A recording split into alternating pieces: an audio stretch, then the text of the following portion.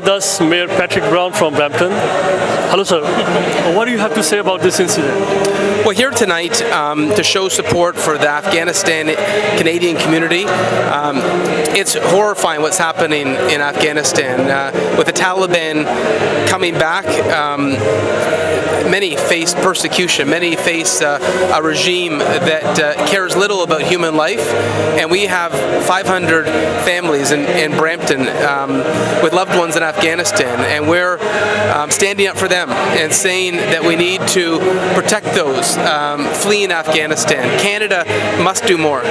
What steps your government is going to take in future to help these people who are in trouble right now? So the City of Brampton has already written the Minister of Foreign Affairs, the Minister of Citizenship, pleading with the Government of Canada to find the means to protect those facing persecution that could only be hours and days away.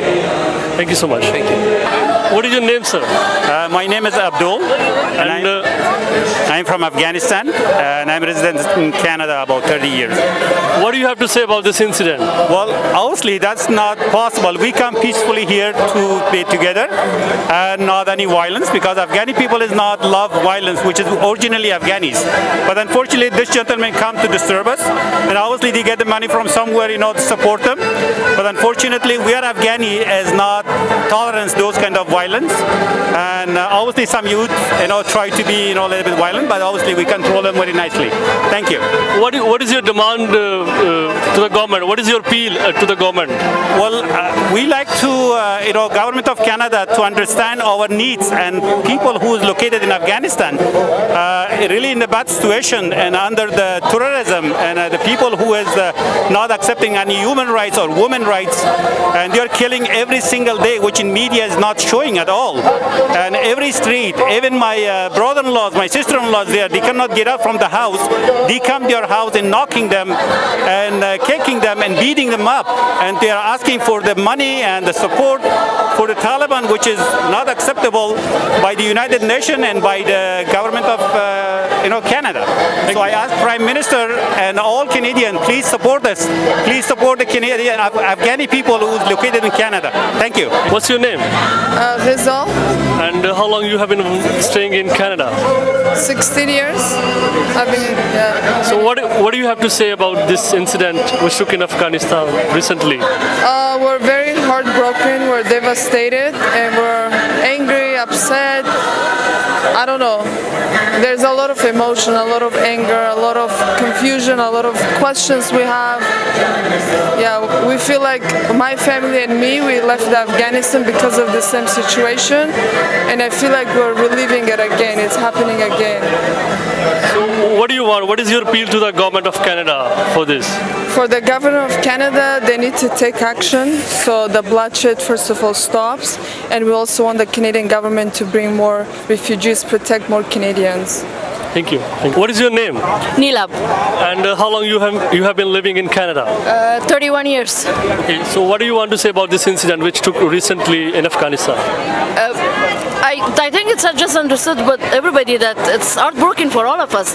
I lost my country 31 years ago, and it feels like every decade I'm losing it all over again. Every decade there is some new invasion, there's something going on. And right now, we're all heartbroken because we lost our identity. This is like, I live here for 31 years, but my heart is still there. We belong there, like my roots are there. But it feels like right now I have no flag, I have no identity. The whole world does not recognize the country as an Afghanistan.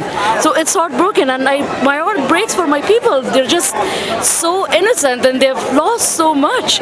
In 20 years, the world gave them these hopes and dreams that all of them, they educated their families, they educated their kids, and they had so much hopes and dreams, and now all is lost. All the brains, it's just the brain drain that's happening right now in Afghanistan.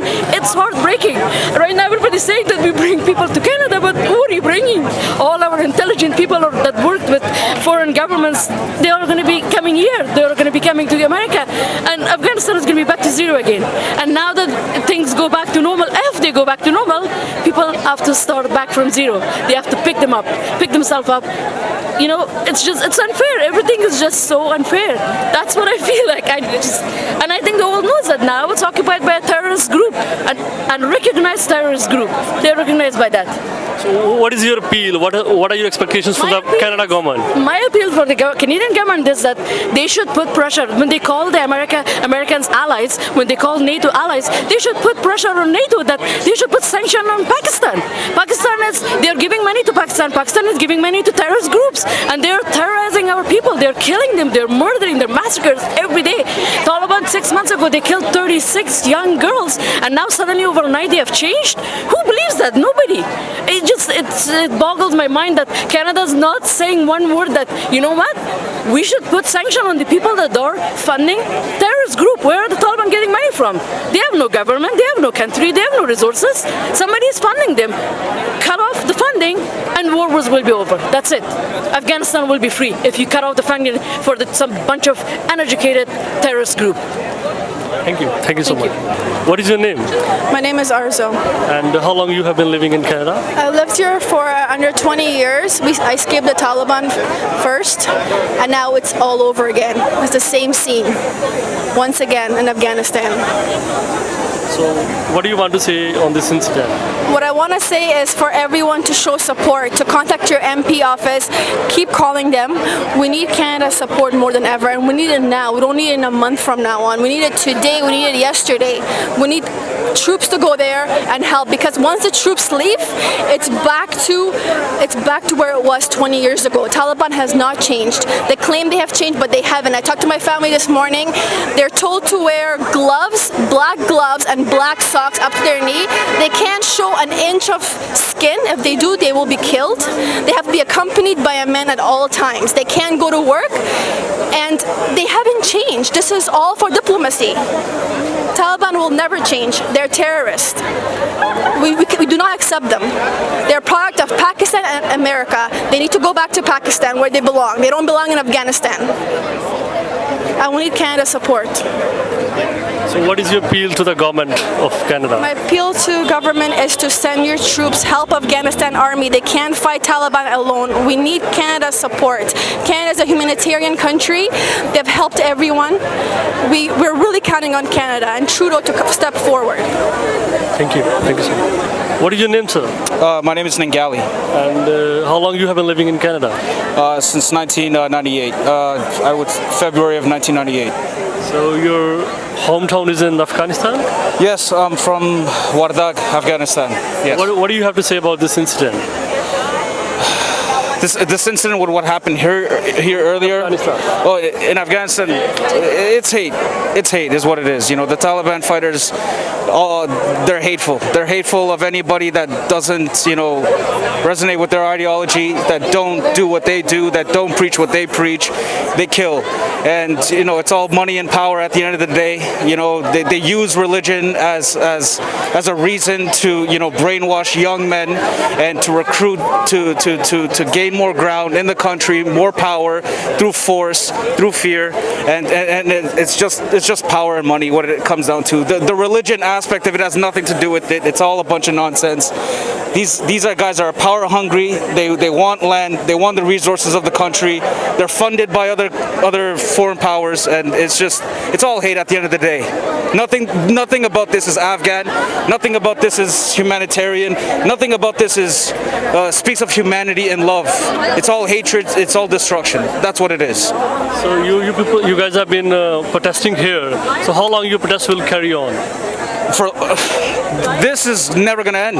As long as there is radicalism with any faith, hatred in any faith, ethnic background, you know, sex, gender, doesn't matter. If there's hate and there's killing that's trying to be justified behind it, this will go on. Not just for Afghanistan, but for any country, any group of people from all across the world.